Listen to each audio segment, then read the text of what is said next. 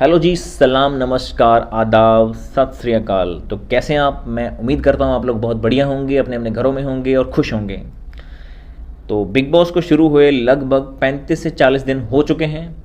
तो big boss में कुछ नए रिश्ते बन चुके हैं, कुछ पुराने टूट चुके हैं। अब हल्ला बोल हो रहा है।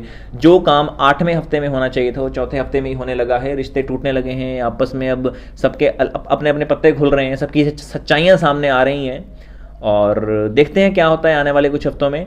अभी तक जो बिग बॉस में चल रहा है, जो मतलब अभिषेक की जो वायलेंट ज़्यादा दिखता है, अभिषेक को ज़्यादा फुटेज मिल रही है, अभी तक फुटेज ले भी रहे हैं। वो हर एक फाइट में इन्वॉल्व होते हैं, अपना पॉइंट जो है बेधड़क रखते हैं। जो उनको गलत लगता है वो किसी डरते नहीं है, अकेले ही फाइट कर लेते हैं सबसे, और वो अपना पॉइंट सबके सामने रख देते हैं कि ये ऐसा है, ऐसा ही होगा।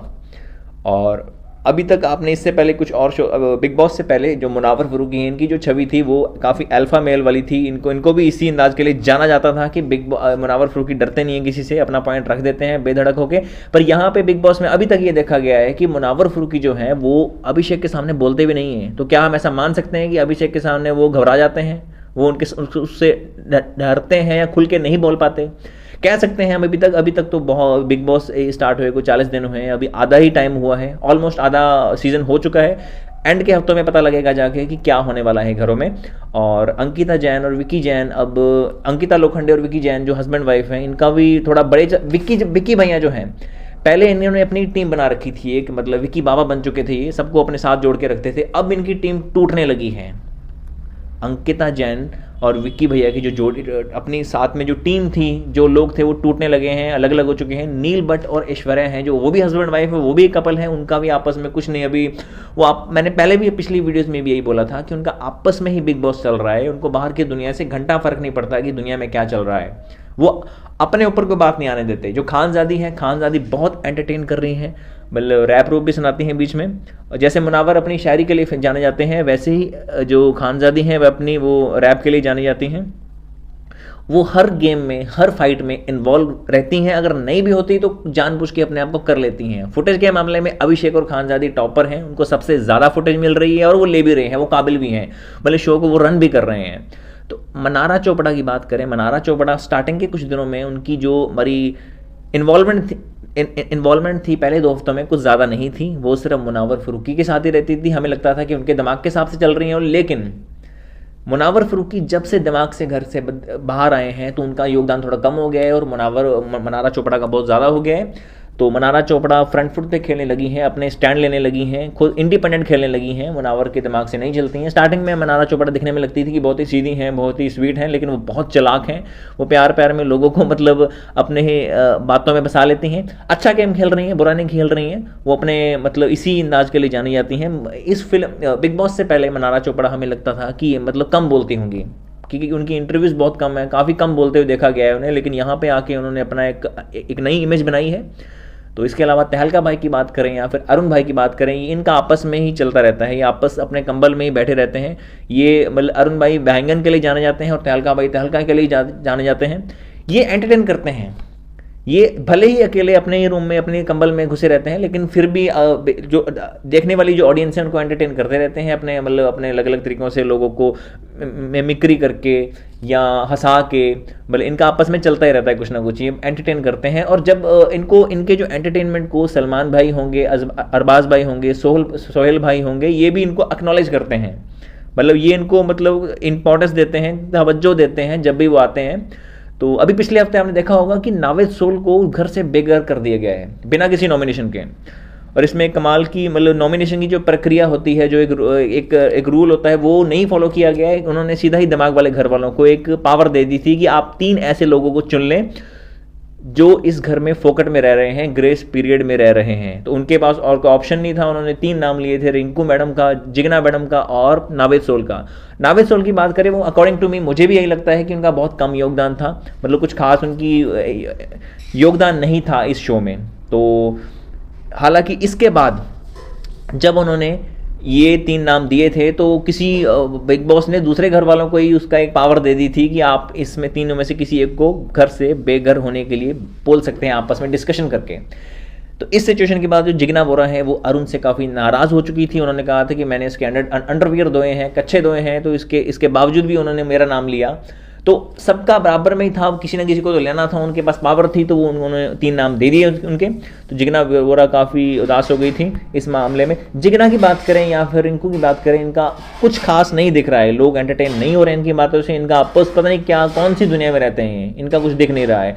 जिग्ना वोरा, रिंकू, ऐश्वर्या और नील भट्ट, इनका कुछ कंट्रीब्यूशन ही नहीं दिख रहा है, ये विनर मटेरियल लग ही नहीं रहे हैं अभी तक। विनर मटेरियल की बात करें तो वो खानजादी लग रही हैं, मुनावर फरूकी लग रहे हैं, अंकिता लोखंडे लग रही हैं, विकी भैया भी जीत सकते हैं, लेकिन उनका थोड़ा अभी कम लग रहा है, क्योंकि उनकी फैन फॉलोइंग बिग बॉस से पहले बहुत कम थी। वो फिल्म इंडस्ट्री से, ग्लैमर वर्ल्ड से बिलोंग नहीं करते हैं, वो एक बिजनेस फैमिली से बिलोंग करते हैं, उनकी एक अलग दुनिया है, ये उनका पहला टीवी शो है। तो अंकिता लोखंडे के नाम से जाने जाते थे वो पहले, कि वो अंकिता लोखंडे के हस्बैंड है, लेकिन अब उनकी एक नई छवि बन गई है। खुद भी वो विकी गेमर है, मास्टरमाइंड पहले उनकी एक टीम बनी थी, लेकिन वो टीम टूट चुकी है, और अब सबके पत्ते खुलने वाले हैं कि अब क्या होने वाला है। जो ईशा मालवीय है, ईशा मालवीय का भी कुछ वो मतलब अपने आप को दिखाती बहुत ज़्यादा है कि मैं वो सेल्फ इंटीग्रिटी वाली हूँ, सेल्फ सफिशिएंट हूँ, लेकिन उनकी अकेले खुद का कोई मुद्दा नहीं होता, उन्होंने दूसरों के मुद्दे में घुसना होता है। मतलब कम फालतू की गेम खेल रही है, उनकी गेम तो मुझे अभी तक बिल्कुल भी समझ नहीं आई है। जो समर्थ हैं जो, वो उनका चुगली करने के अलावा कोई भी योगदान नहीं है, वो फ्रंट फुट पे नहीं खेल रहे हैं, वो इधर की बातें इधर करते हैं, उधर की बातें उधर करते हैं। विकी भैया के दोस्त थे, अभी रिसेंटली जो अभिषेक की जो विकी भैया से लड़ाई हुई है, उसमें जो समर्थ ने जो काम किया है, वो आग में घी डालने वाला काम किया है, जले पे नमक छिड़कने वाला काम किया है, उन्होंने ये लड़ाई करवाई है। वो इधर की बातें, आप अगर इस तरह का बंदा घर में होगा तो लड़ाइयाँ तो होनी ही होनी है। अब यूके राइडर की बात करें, यूके राइडर एक हफ्ते में काफ़ी वायलेंट हो गए थे कि वो उसने मेरे बारे में ऐसा बोला, मेरी फैमिली के बारे में ऐसा बोला, मेरी बहन के बारे में ऐसा बोला। उसके बाद उनका कुछ भी योगदान नहीं देखा, बिल्कुल ही गायब हो गए हैं, कुछ दिख नहीं रहे हैं खास में, उनका कुछ एंटरटेनमेंट तो नहीं दिख रहा है। जो उनकी पहले जो यूट्यूब की जर्नी है, जो यूट्यूब में वो काफ़ी फेमस हैं, मतलब उनके 7 मिलियन के आसपास जो फॉलोअर सब्सक्राइबर्स हैं यूट्यूब पे, लेकिन इसके अलावा उनका यहाँ पे कोई इमेज नहीं बन पाई है, जो एक अच्छी इमेज नहीं बन पाई है। तो अभिषेक और विकी भैया की जो फाइट हुई थी, बहुत ही खतरनाक फाइट हुई थी, एक टास्क के बाद हुई थी, जब एक अभिषेक कुछ ज़्यादा ही वायलेंट हो गए थे। अभिषेक जो भी टास्क करते हैं बहुत ही बखूबी निभाते हैं, वो पूरा जोर जान लगा देते हैं उसके लिए, फिर चाहे उन्हें किसी के साथ फाइट भी करना पड़े, वो डरते नहीं हैं, वो सभी से अकेले भी फाइट कर सकते हैं, भिड़ जाते हैं। उनको जो गलत लगता है वो बोल देते हैं बिना घबराए, और बाद में वो अपनी गलती को रियलाइज़ भी कर लेते हैं, सॉरी भी बोल देते हैं। अगर उन्होंने किसी का दिल भी दुखाया होता है तो वो सॉरी बोल देते हैं बाद में आके। तो विक्की भैया के साथ जो उनकी फाइट हुई थी, तो बाद में उन्होंने सॉरी बोला, थोड़ी उनकी अभिषेक की आंखों में आंसू भी दिखा था हमें, लेकिन इसके बावजूद विक्की भैया ने उनसे दूरियां बनाने का फैसला किया।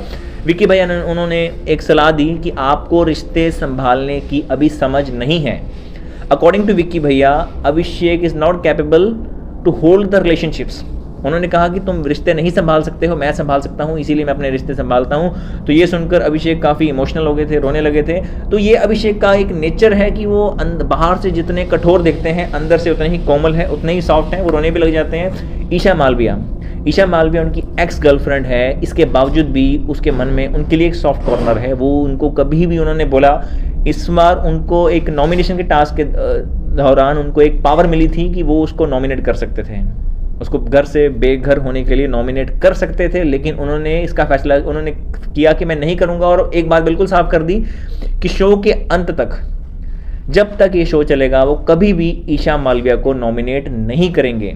तो इससे कहीं ना कहीं ये दिखता है कि अभिषेक बहुत ही सॉफ्ट काइंड हार्टेड पर्सन है। हालांकि उनकी जबान बड़ी कड़वी है, काफ़ी वायलेंट हो जाते हैं, इमोशनल भी हो जाते हैं, मतलब कभी कभी बहुत गुस्सा करते हैं, गुस्से में आगे बहुत गलत बोल जाते हैं। खानजादी के साथ भी उनकी एक इक्वेशन दिखी थी, प्यार मोहब्बत वाली, फ्लर्टिंग वाली, लेकिन वो कुछ ही समय चल सकी, मुश्किल से 5 या 6 दिन ही दिखी, लेकिन उसके बाद उसकी खानजादी से भी लड़ाई होगी, फाइट होने लगी। तो अभी आने वाले हफ्तों में बिग बॉस में और भी मसाला दिखने वाला है हमको। अभिषेक की बात करें कि अभिषेक को सबसे ज़्यादा फुटेज अभी तक मिल रही है, वो मुझे लगता है इस काबिल भी हैं। कभी कभी उनमें थोड़ी थोड़ी आसिम रियाज वाली जो छवि दिखती है, हालांकि पूरी तरह से आसिम रियाज जैसे नहीं है वो, बॉडी दिखने में वैसे हो सकते हैं, गोरे चिट्टे हैं, हैंडसम भी है दिखने में, खूबसूरती भी है, उनकी बॉडी भी बहुत अच्छी है। और जो अभी तक उनका जो रिलेशन है तो सबसे खट्टा मीठा रहा है, किसी से बढ़िया नहीं हुआ है। तहलका भाई की बात करें, तहलका भाई सबसे बढ़िया कर रहे हैं इस वक्त, तहलका भाई सबसे बना के रखते हैं। हालांकि वो ज़्यादातर अरुण के साथ ही पाए जाते हैं। अभी जिग्ना वोरा के साथ, मतलब अरुण भाई की जिग्ना वोरा से थोड़ी सी लड़ाई कुछ हो गया था, कुछ अंडरवियर की रिगार्डिंग कुछ हो गया था, पर वो सॉल्व हो गया मैटर, वो कि उन्होंने कहा कि मैंने इसके कच्चे धोए हैं, इसके अंडरवियर धोए हैं। तो उन्होंने ये सॉर्ट आउट कर लिया है जिग्ना बोरा के सामने से बात करके। तो अरुण भाई हैं जो थोड़े से मतलब इमोशनल भी हो गए थे कि मैंने जानबूझ के नहीं किया था, गलती से हो गया था, मैंने कपड़े मतलब खुद नहीं दिए थे, एक ही बार हुआ ऐसा, और कपड़ों के अंदर में डाल के दिया था, वो गलती से रह गया था, उन्होंने माफ़ी मांगी है। तो जिग्ना बोरा ने भी इनसे फ्रेंडशिप कर ली है दोबारा से। तो देखते हैं आने वाले हफ्तों में बिग बॉस में हमें बहुत ही मसाला दिखने वाला है, देखते हैं कौन जीता है। Winner material according to me जो है वो खानजादी हैं। अभिषेक विनर नहीं बनेगा, वो रनर अप तक रह जाएंगे। अंकिता लोखंडे जीत सकती हैं, विकी भाई जीत सकते हैं, मुनावर फरूकी जीत सकते हैं। मुनावर फरूकी अभी तक जो मुझे लग रहा है इस गेम में वो बैक फुट पे खेल रहे हैं, उनका फ्रंट फुट पे नहीं दिख रहा है। वो सबसे बना के रखते हैं, इस ग्रुप से भी बना के रखते हैं, उस ग्रुप से भी बना के रखते हैं। अभी तक जो उनका है पूरी तरह से पत्ते नहीं खुले हैं, क्योंकि पिछले हम जो उनको जानते हैं अपना अल्फा मेल वाली छवि से जानते हैं, लेकिन यहाँ पे उनकी अल्फा मेल वाली जो इमेज है वो खराब होती जा रही है। तो जानने के लिए जुड़े रहिए हमारे चैनल के साथ। अगर आप चैनल पर नए हैं तो चैनल को hit the bell icon and subscribe the channel. तो आगे हम इसी तरह की और भी वीडियोस फिल्मों के रिगार्डिंग, ग्लैमर वर्ल्ड के रिगार्डिंग लाते रहेंगे।